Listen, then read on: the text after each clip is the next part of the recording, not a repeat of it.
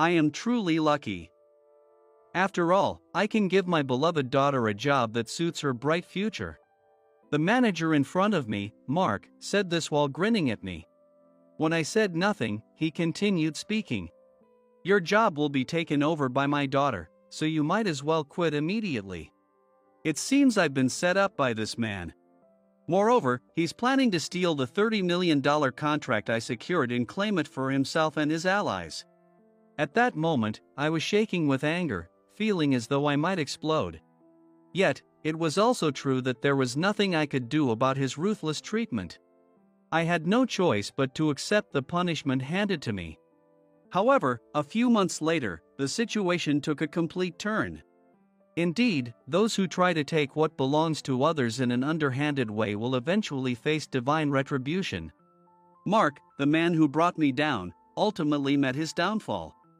His failure stemmed from not truly understanding his own daughter. My name is Ryan, and I'm 32 years old. I work in the sales department of a pharmaceutical company. I joined this company straight after graduating from university, so it's been almost 10 years now.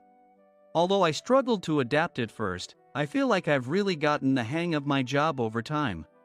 In the pharmaceutical industry, new innovations are made every day. I find this world constantly stimulating and fulfilling as I continue to learn new things. My ultimate goal is to become an MR. This aspiration hasn't changed since I started working here. In fact, you could say I joined this company with the sole intention of becoming an MR. An MR's role is to provide healthcare professionals with information about the effectiveness and safety of their company's products, aiming to have these adopted in medical practices. It's an important job that has the potential to change what medicines are available in hospitals and pharmacies. There may even be lives saved by the new medications being developed. Knowing that my work contributes to society in such a meaningful way fills me with pride and motivates me even more. That said, I still have a long way to go before achieving my goal. For now, I'm giving it my all in the sales department. This job is far from easy, and the reality was that I couldn't secure any contracts at the beginning. No matter how enthusiastically I pitched or how clearly I tried to explain our products, nothing worked. In fact, I was often turned away at the door. But I didn't give up. I guess I've always been a tenacious person by nature. With sheer determination, I kept walking from place to place, pitching tirelessly. I also realized that to effectively communicate the value of our products, I needed to have an in-depth understanding of them myself. So, I dedicated myself to studying our products thoroughly every day. Thanks to my efforts, I eventually earned the title of manager. Receiving that promotion felt like validation for all the hard work I had put in. While I've been fully immersed in my work and leading a fulfilling life, I've recently been presented with an incredible opportunity. It's for the newly established overseas business department in our company. Much to my surprise, the CEO, Mr. Carter, personally approached me with the offer to head this department. Are you really entrusting me with the new department? The unexpected proposal filled me with joy, as though I were on cloud nine. After hearing more, I learned that Mr. Carter highly valued my language skills. To be honest, I've always felt that my proficiency in English was a strength. I've always enjoyed learning and discovering foreign languages. This time, I was thrilled to finally have an opportunity to put those skills to use. With the launch of this department, other members were also brought together. Some were familiar faces, while others were people I hadn't interacted with much. Even so, I made an effort to treat everyone equally and help each person shine in their own way. Among them, a female colleague named Sarah, who I was responsible for mentoring, seemed to particularly appreciate my guidance. Ryan, I really admire your work ethic. I want to become like you as soon as possible. I'll do my best. Sarah would often say this to me. When you're respected like this by a colleague, there's no way you can slack off. To meet their expectations, I pushed myself even harder at work. I believed that by tackling even the smallest tasks with full effort, I could set an example and become a better leader for my team. Then, one day, my hard work finally paid off. I managed to secure a major $30 million contract.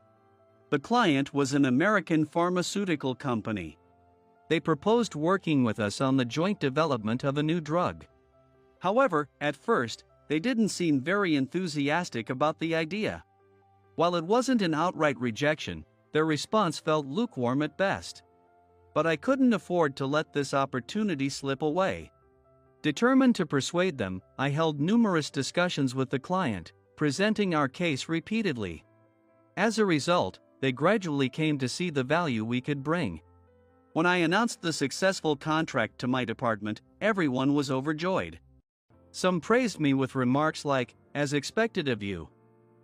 Others were motivated, saying, "Let's follow in your footsteps and work harder." Some even approached me, asking, "Please teach us the secrets to successful negotiations."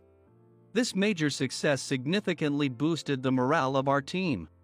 I could feel a growing sense of unity within the group, which made me feel both encouraged and determined to work even harder. However, despite appearances, not everything in our new department was going smoothly. The truth is, there was one person who wasn't pleased with my efforts. That person was Mark, the head of our department. Initially, we didn't have a bad relationship, but over time, he began to target me relentlessly.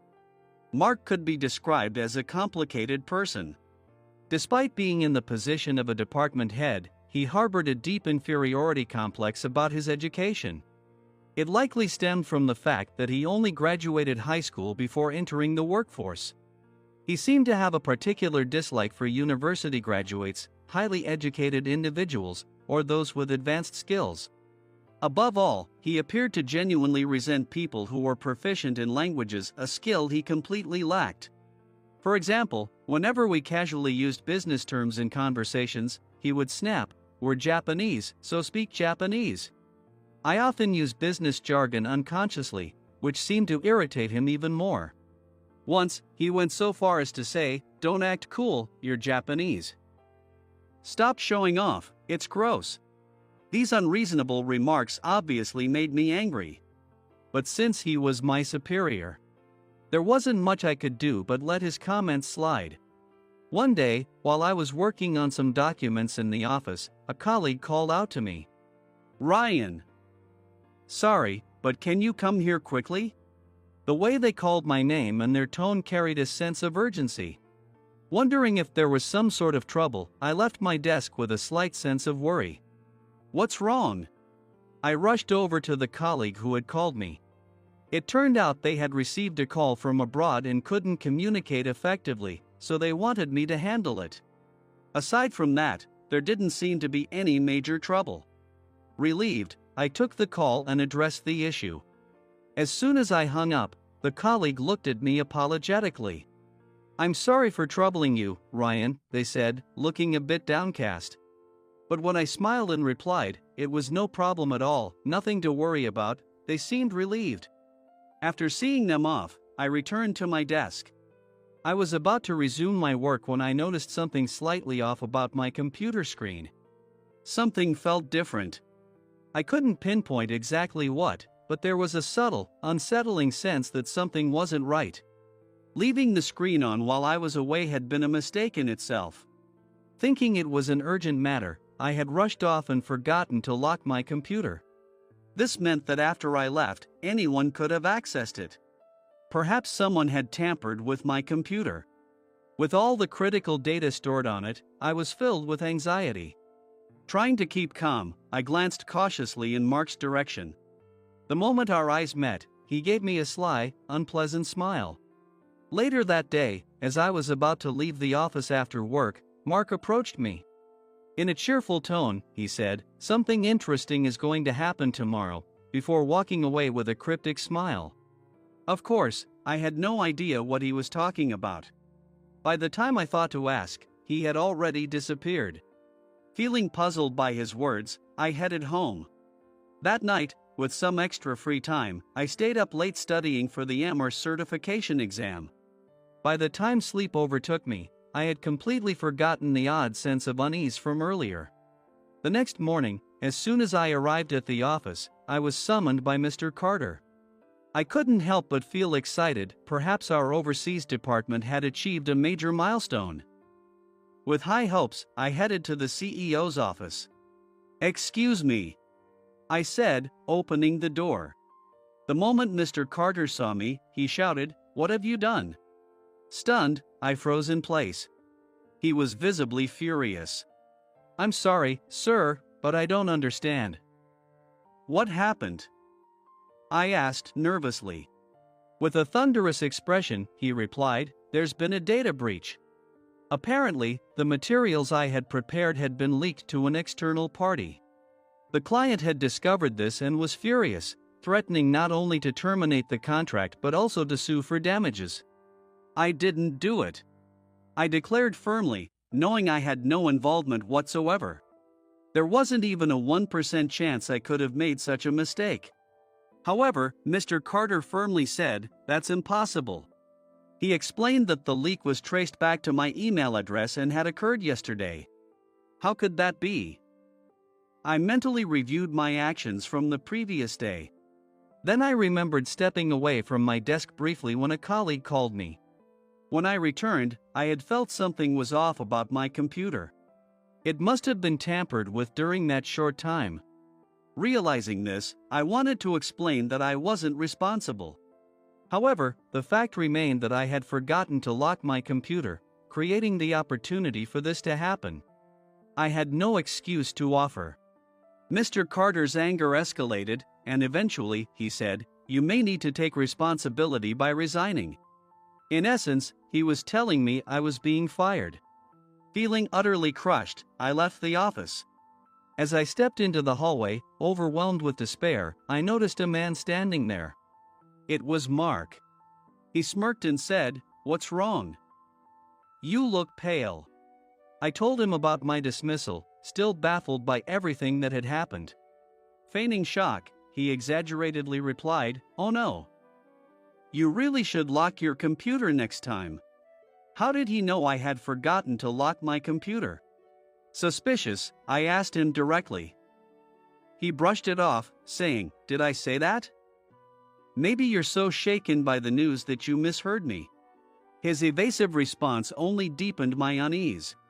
Ignoring my growing frustration, he continued speaking. "But really, I'm so lucky. I can give my beloved daughter a job that's perfect for her, starting with that $30 million contract. It's just right for her future." I couldn't believe my ears. What could this possibly mean? Was he really planning to hand over the $30 million contract I secured to his daughter, who had just returned from studying abroad? As if to confirm my suspicions, he continued speaking. "My daughter, Emily, will be taking over your position, so you might as well quit right away," he said. In that moment, I realized I had been set up by Mark. It was clear he was behind the data breach. That's why he smugly told me yesterday, "Something interesting is going to happen." Everything started to make sense.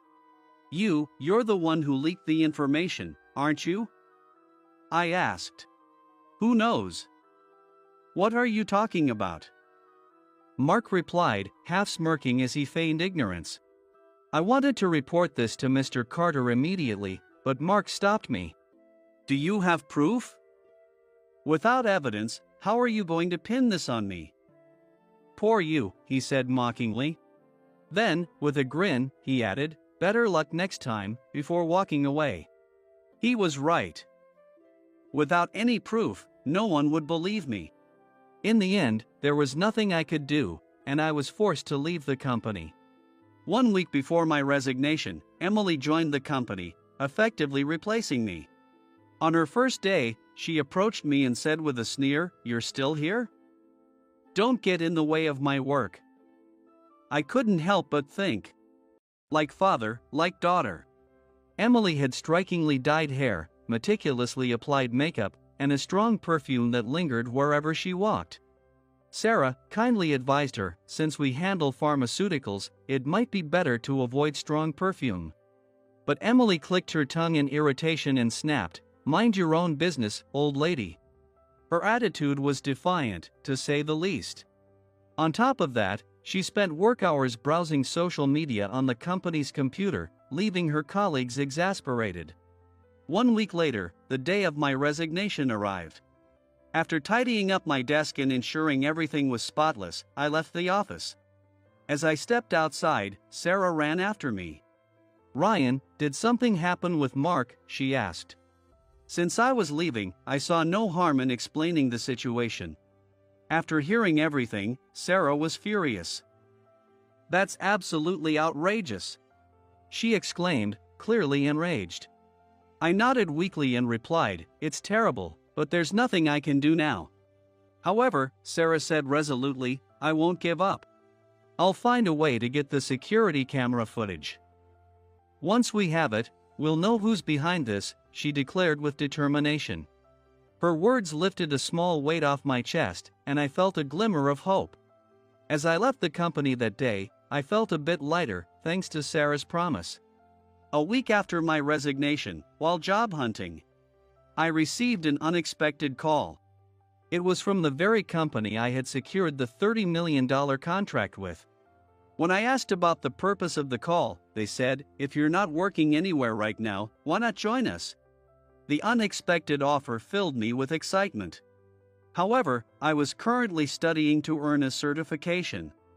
I was searching for a workplace where I could finally achieve my goal of becoming an MR. When I explained this, they assured me that they respected my ambitions. They even mentioned that they would consider promoting me to a Mr. position in the future. With such promising prospects, I decided to join the company without hesitation.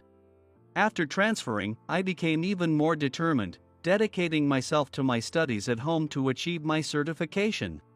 Despite the difficult circumstances leading up to this change, starting fresh felt incredibly liberating. One day, during this new chapter of my life, I received a call from someone I never wanted to hear from again. Of course, it was Mark. The moment I answered, he shouted angrily, "Hey! What's the meaning of this?" When I asked, "What do you mean?" Mark explained that the pharmaceutical company had called to complain, saying, "We're receiving emails in incomprehensible languages from the new representative.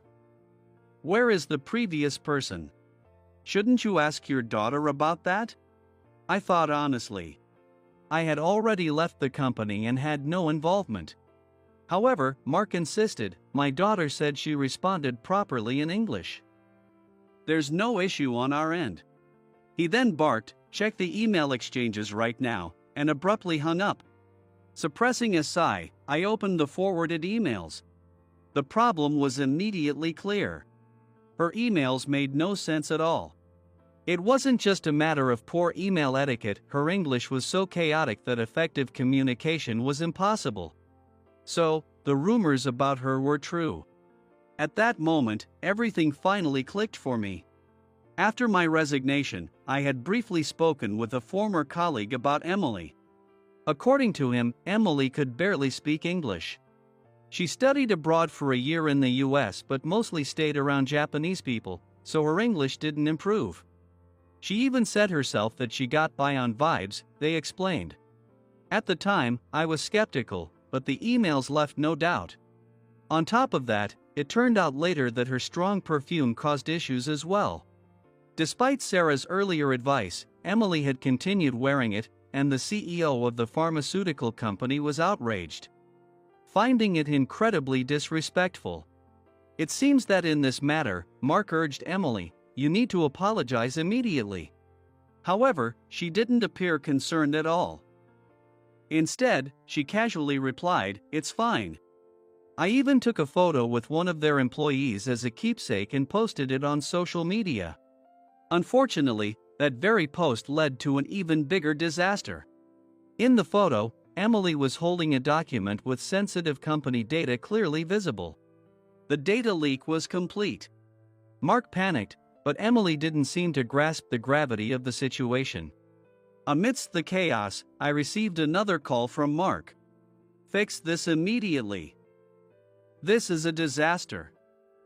"You can handle it, right?" he shouted, his tone still as demanding as ever. I found it astonishing how demanding and arrogant he was, despite asking for a favor. After all, he was the one who had set me up and gotten me fired. There was no reason for me to help him, none at all. How could he expect me to go along with such a self-serving request? Furious, I replied coldly, "You and your daughter seem to be quite skilled at leaking information. I'm no longer involved, so have Emily handle it." With that, I ended the call. Emily's string of mistakes continued to pile up, resulting in countless complaints to the company. Ultimately, the pharmaceutical company terminated the $30 million contract. To make matters worse, Emily's photo went viral, sparking public outrage. The situation escalated to the point where Emily was sued by the pharmaceutical company, causing a major uproar. It was only natural for the incident to be picked up by the news. Reporters began gathering outside the company headquarters daily. Meanwhile, Sarah delivered the final blow. She had managed to obtain the security camera footage from the day of the data breach. When Sarah showed the footage to Mr. Carter, it clearly captured Mark tampering with my computer during the brief moment I had stepped away. The video made it undeniably clear what had happened at the time. Coincidentally, it was the exact same time the emails had been sent. With mounting issues and an avalanche of complaints, the company couldn't handle the chaos. In no time, it collapsed entirely. Both Mark and Emily found themselves unemployed. Reportedly, they were hounded by the media even after the company's closure, unable to leave their home. Emily suggested fleeing to the US, but Mark dismissed the idea, saying, "Neither of us can speak English." Meanwhile, I was thriving in my new role at the pharmaceutical company. Work was going well, and my studies for Mr. certification were progressing smoothly. With the date of the MR certification exam approaching, I was living fulfilling days while steadily preparing for the test.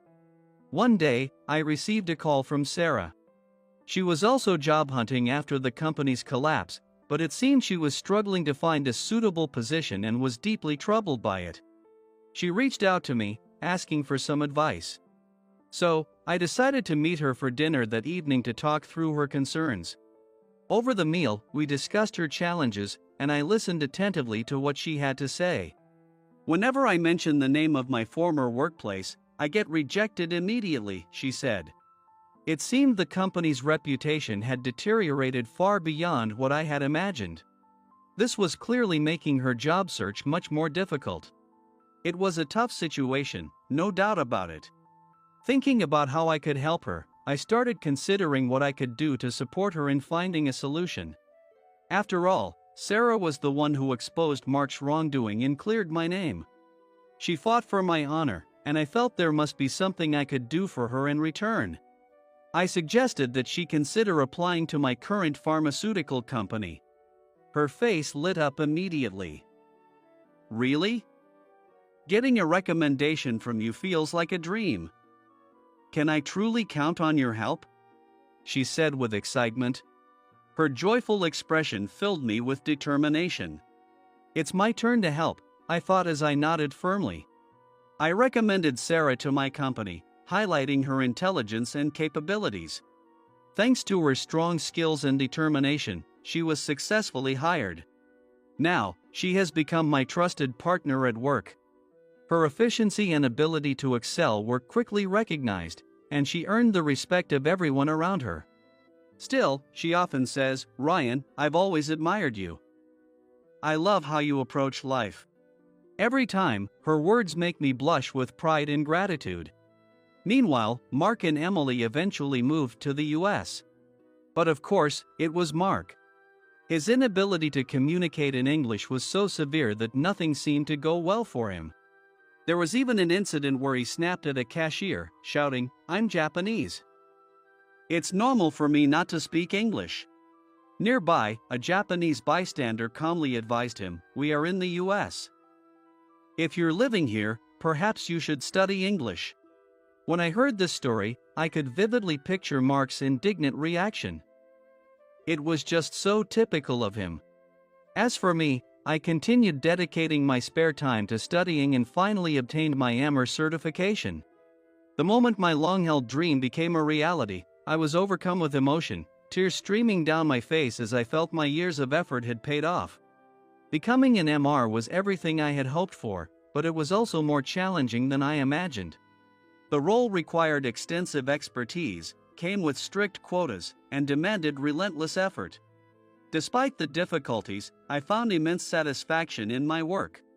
Doctors and nurses at the hospitals I visited would often say, "We trust you, Ryan." It made me incredibly happy. That sense of trust gave me a profound sense of purpose. Recently, I've been receiving more compliments on my ability to mentor and guide others at work. It's likely that earning my certification deepened my knowledge significantly. This gave me the confidence to trust my own way of thinking. Many colleagues aspiring to become MRs have asked me for study tips. Having studied independently, I understand how tough it can be to navigate the process alone. The challenge of staying motivated and finding effective study methods is something I know all too well. That's why I decided to accept their request. As a result, I now host study sessions for anyone interested, with the added purpose of helping to mentor and develop younger colleagues. By increasing the number of people who can become MRs, it might ultimately contribute to improving someone's health. This thought keeps me motivated even during my busiest days. One evening after work, Sarah invited me out to celebrate my Mr. certification. We went to a cozy bar and enjoyed lively conversation. Throughout the night, she repeatedly said, "Congratulations," which made me feel incredibly appreciated and proud. As we talked, the conversation naturally drifted toward work. I casually mentioned something about my job. But she suddenly frowned and said, "This is personal time. No work talk allowed, it's banned." Her expression and tone were so cute and amusing that I couldn't help but laugh out loud. At that moment, I realized something. Being with Sarah brought me a sense of peace. I had always kept my composure and hidden my stress, no matter how tough things got. But with her, I felt completely relaxed. What was this feeling? To be honest, I wasn't entirely sure what it meant. Sarah was an important colleague, a teammate, and a partner in the truest sense. That wouldn't change. Yet, I couldn't shake the feeling that there might be something more. For now, though, I chose not to overthink it. I simply knew that I enjoyed being with her, and that was enough. Looking back at everything that had happened, I could confidently say that my work life was going well. In fact, at my current company, I had managed to secure a $50 million contract. I was fortunate to be surrounded by great colleagues, making my workdays fulfilling and enjoyable. Still, I had come to realize that success wasn't about the numbers. What truly mattered was treating clients with sincerity and recognizing the impact of our work on others. After all, the comfort and conveniences we enjoy today are thanks to someone else's hard work. That's a truth I never want to forget. I also want to cherish the people working alongside me. No one can achieve everything alone. I hope to live by trusting and supporting those around me, helping each other along the way. That, I believed, was the most important lesson of all. Of all. Of all. Of all.